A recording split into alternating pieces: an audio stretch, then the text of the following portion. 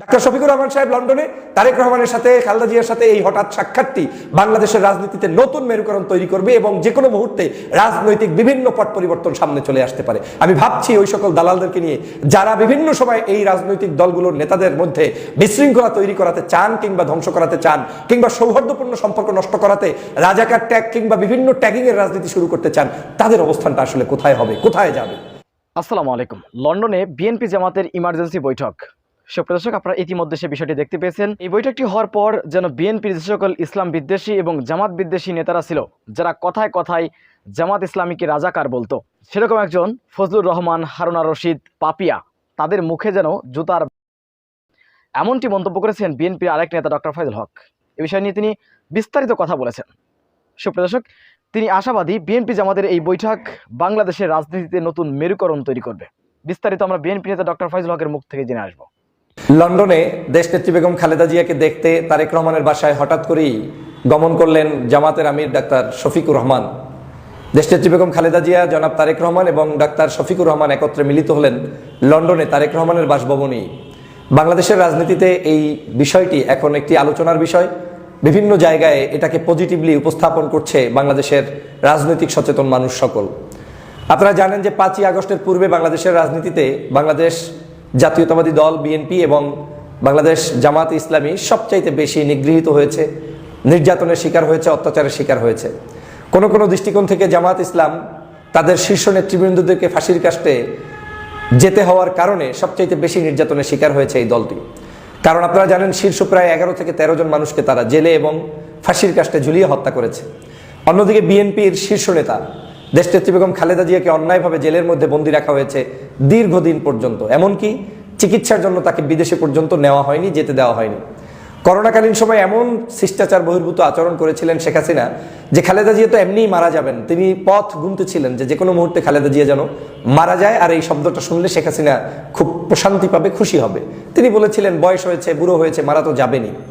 এই ছিল আওয়ামী লীগের শিষ্টাচার এই দুইটি দলের প্রতি, যে কতটা ভয়ানকভাবে দুটো দলকে তারা নির্যাতন করেছে, নিপীড়ন করেছে তা বলে প্রকাশ করা যাবে না। বিএনপির লক্ষ লক্ষ নেতাকর্মী কিন্তু সেই সময় মামলার আসামি ছিল, বিভিন্ন জায়গায় তাদেরকে জেলে যেতে হয়েছে। এমনকি 24-এর নির্বাচনের পরে 25,000 নেতাকর্মীকে শুধু গ্রেপ্তার করা হয়েছে এবং সেই নেতাকর্মীদের গ্রেপ্তার করা হয়েছে যে সেটা বলতে গিয়ে আওয়ামী লীগের নেতা আব্দুর রাজ্জাক সাহেবই তোপের মুখে পড়েছিলেন। যাই হোক, সে ভিন্ন আলোচনা। বাংলাদেশের রাজনীতিতে নতুন মেরুকরণ শুরু হয়েছে এখন জামাত ইসলাম এবং বাংলাদেশ জাতীয়তাবাদী দলের মধ্যে নতুন সম্পর্ককে কেন্দ্র করে। আমরা 5ই আগস্টের পরে দেখেছি যে বাংলাদেশে পরিকল্পিতভাবে এই দুটো দলের মধ্যে এক ধরনের অনৈক্য তৈরি হয়েছে এবং এই পরিকল্পনার পিছনে মূল কলকাঠি নেড়েছে পার্শ্ববর্তী দেশ ভারত এবং পার্শ্ববর্তী দেশে ভারতে লুকিয়ে থাকা শেখ হাসিনা।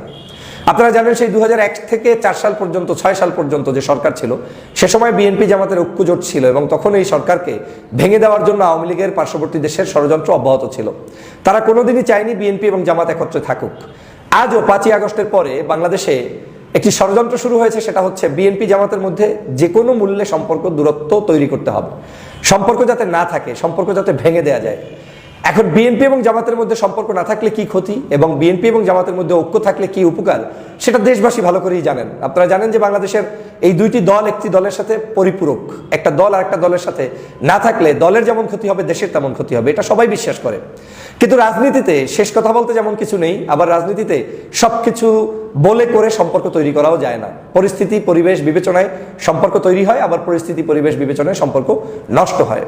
এই বিএনপির সাথে জামাতের আগে সম্পর্ক এক সময় ছিল, আবার নষ্ট হয়েছে, আবার সম্পর্ক হয়েছে। আপনারা জানেন 1991 সালে এই বিএনপির সাথে জামাতের এক ধরনের আন্ডারস্ট্যান্ডিং সমঝোতা ছিল এবং বিএনপিও ভালো করেছে, জামাতও ভালো করেছে। জামাত সম্ভবত মহিলা এমপি সহ 21টি আসনে তখন জয়যুক্ত হয়েছিলেন। আবার এই জামাতই বিএনপির সাথে সম্পর্ক নষ্ট হয়েছিল পরবর্তীতে বিএনপির সেই তত্ত্বাবধায়ক সরকার নীতি, যেটা জামাত উপস্থাপন করেছিল যে আমরা অন্তর্বর্তীকালীন তত্ত্বাবধায়ক সরকারের মাধ্যমে নির্বাচন ব্যবস্থা করতে চাই, এবং সেই তত্ত্বাবধায়ক সরকার প্রবর্তক ছিলেন কিন্তু গোলাম আজম সাহেব, যার নাম আওয়ামী লীগ এখন মোটেও বিশ্বাস করে না বা মনেও নেয় না। সেই সময় কিন্তু আবার বিএনপির সাথে জামাতের সম্পর্ক দূরত্ব তৈরি হয় এবং পরবর্তীতে আবার আওয়ামী লীগ যখন এই দুটি দলকে সমানভাবে নির্যাতন করা শুরু করে, আবার এই দুই দল একত্রিত হয়ে 2001 সালে সম্পর্ক তৈরি করে এবং নির্বাচনে নিরঙ্কুশ জয়যুক্ত হয় এবং জামাত সহ তাদের এই জোটের নেতারা দেশকে পরিচালনার চেষ্টা করে এবং জামাত সেখানে দুটো মন্ত্রণালয় পেয়ে তাদের সর্বোচ্চ ভালো ফলাফল দেখানোর চেষ্টা করেছেন, দুর্নীতিমুক্তভাবে তাদের মন্ত্রণালয় চালিয়েছেন, যেটা বাংলাদেশে আজও স্বীকৃত। আমি সেজন্য তাদেরকে ধন্যবাদ জানাই। কিন্তু এই যে সম্পর্কটা, এই সম্পর্কটা যদি লম্বা সময়ের জন্য টিকে থাকে তাহলে 1-11 হয় না। 1-11 করতে হয়, এই সম্পর্ক নষ্ট করার জন্য বাংলাদেশের রাজনীতিতে নতুন মেরুকরণ তৈরি করতে হয়। সম্পর্ক নষ্ট করার জন্য বিভিন্ন ষড়যন্ত্রের ফাঁদে ফেলে বিএনপি এবং জামাতকে সম্পর্ক নষ্ট করার জন্য শত চেষ্টা অব্যাহত রেখেছে। সর্বশেষ যখন তারা ব্যর্থ হয়েছে, বাংলাদেশে 1-11 সংগঠিত হয়েছিল এবং তার পরবর্তীতে বাংলাদেশের রাজনীতিতে কি পরিমাণ খেসারত জামাতকে এবং বিএনপিকে দিতে হয়েছে সেটা আমি পূর্বেও আলোচনা করেছি, আপনারা নিশ্চয়ই সবাই কম বেশি অবগত আছেন। কিন্তু 5 তারিখের পরে হঠাৎ করে, 5 তারিখের আগেও যেই বিএনপি জামাতের একে অপরের সাথে ওঠা বসা ছিল, মিনিমাম কার্টেসি ছিল, একে অপরের জন্য বিবৃতি দিত, হঠাৎ করে তাদের সম্পর্কের অবনতির কারণটা কি? তারা কেন বাংলাদেশের রাজনীতিতে নতুন করে এমন পর্যায়ে সম্পর্কটা চলে গেল যে বিএনপির বহু সিনিয়র নেতারা আওয়ামী লীগের ভাষায় জামাতের নেতাদেরকে গালিগালাজ শুরু করলেন? যেমন যুদ্ধাপরাধী ইস্যুটা টেনে আনলেন, শুধু যেটা শেখ হাসিনার বানানো ইস্যু, শয়তানি ইস্যু, যেটার জন্য শেখ হাসিনার পতন হয়েছে, সেই ইস্যুটাকে নিয়ে আসলেন ফজলুর রহমান সাহেব, নিয়ে আসলেন বিএনপির চাঁপাইনবাবগঞ্জের সাবেক এমপি হারুন সাহেব। এভাবে করে তাদের বেশ কিছু নেতারা এই বক্তব্যগুলো মাঠে এনে জামাতের মধ্যে, বিএনপির মধ্যে অনৈক্যের চরম মাত্রার বীজ বপন শুরু করলেন। কেউ কেউ ডাইরেক্ট আজহারি সাহেবের বিরুদ্ধে কথা বলা শুরু করলেন, তাকে নিয়ে মন্তব্য শুরু করলেন।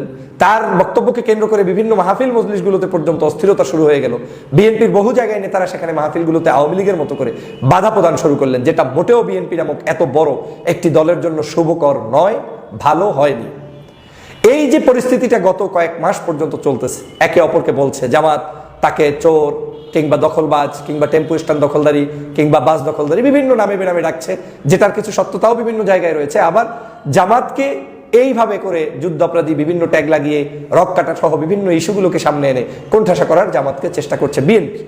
মানুষের মধ্যে এটা নিয়ে বেশ অস্থিরতা ছিল, মানুষ এটা চায়নি। মানুষ চেয়েছে বিএনপি জামাত নির্বাচন যদি ভিন্নভাবেও করে তাতে জনগণের আপত্তি নেই, কিন্তু জনগণ বিএনপি এবং জামাতের মধ্যে একটা বন্ধুত্বমূলক সম্পর্ক চায়, মামাতো ভাই খালাতো ভাইয়ের সম্পর্ক চায়, চাচাতো ভাই আপন ভাইয়ের সম্পর্ক চায়। কারণ আওয়ামী লীগ এই দেশে আর আসবে না। আওয়ামী লীগকে অপ্রাসঙ্গিক করে দিতে হলে বিএনপি এবং জামাতের মধ্যে একটা সুসম্পর্ক অবশ্যই বলবৎ রাখতে হবে। তো ডাক্তার শফিকুর রহমান সাহেবের সাথে লন্ডনে হঠাৎ করে দেশনেত্রী বেগম খালেদা জিয়ার সাথে এই যে সাক্ষাৎটা হলো, এই সাক্ষাৎটা রাজনীতিতে নতুন মেরুকরণ সৃষ্টি করবে বলে আমি মনে করি। এখন এটা কতটুকু হবে, কতটুকু থাকবে, কতটুকু থাকবে না, সেটা আপনি 1 ঘন্টার মধ্যে বাস বিচার করতে পারবেন না। তবে গতকাল কিন্তু আরেকটা রিপোর্ট এসেছে যে বিএনপির সাথে ভারতের সখ্যতা তৈরি হবে জামাতের সাথে সম্পর্ক দূরত্ব তৈরি করার জন্য।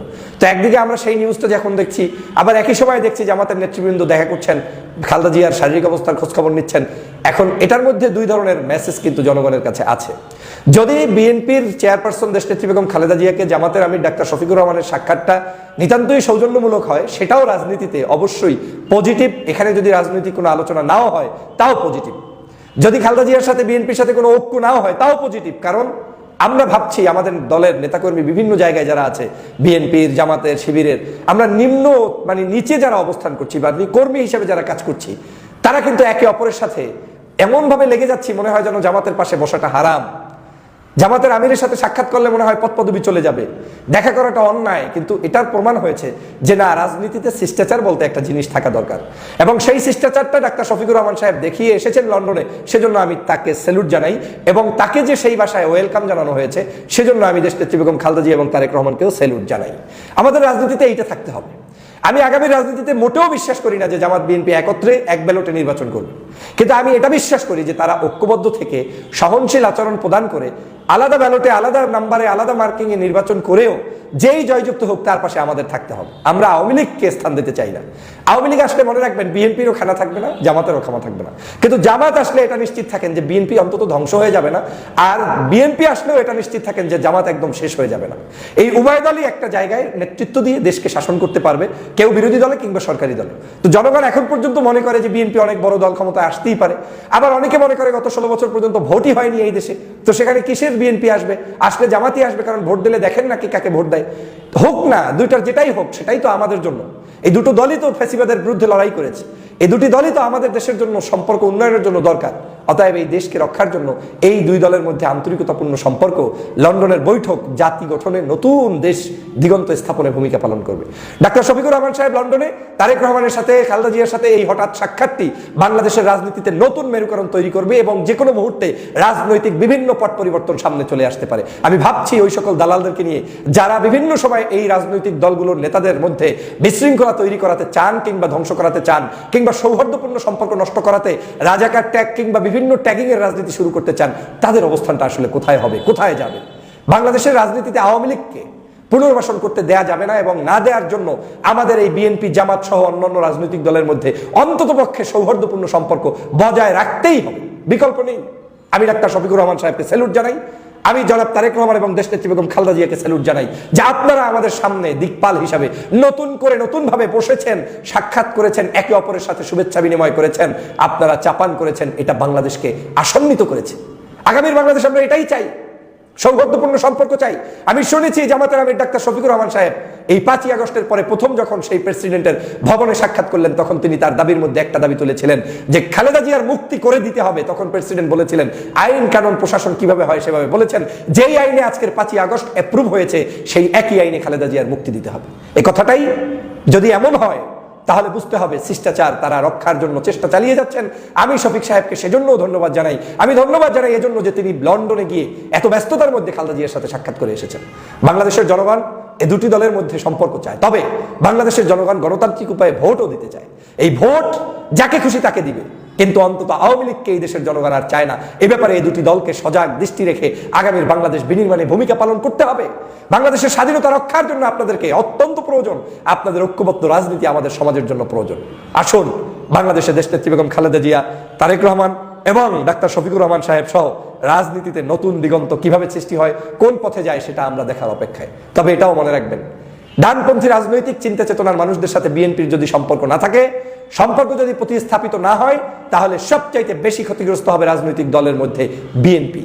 কারণ দেশের 5ই আগস্ট সংগঠিত হয়েছে ফ্যাসিবাদী শেখ হাসিনার কাছ থেকে মুক্ত করে, ভারতের আধিপত্যবাদ থেকে মুক্ত হয়ে একটি নতুন বাংলাদেশ বিনির্মাণের জন্য। অতএব এই বাংলাদেশকে যারা বিনির্মাণ করতে দিবে না, সঠিক পথে চলতে দিবে না, সেই ভারতের সাথে সম্পর্ক রেখে এই দেশের বন্ধুদের সাথে সম্পর্ক নষ্ট করে রাষ্ট্র ক্ষমতায় কোনোদিন আসা যাবে না।